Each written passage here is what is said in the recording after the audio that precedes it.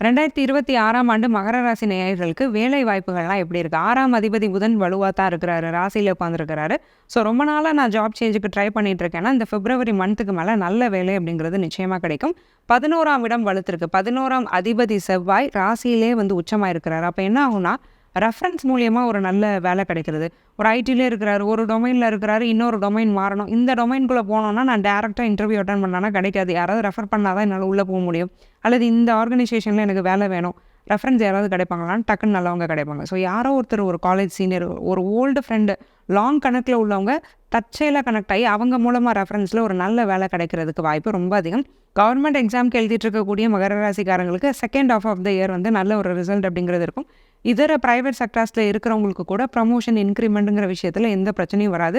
கூட வேலை செய்கிறவங்க கிட்ட மட்டும் ரொம்ப கவனமா இருந்துக்கணும். அவங்கள நம்பி உங்களோட வேலைகளை ஒப்படைக்கிறத மட்டும் தவிர்த்துக்கிட்டாங்கன்னா மகர ராசிக்கு இன்னும் நல்லாயிருக்கும்.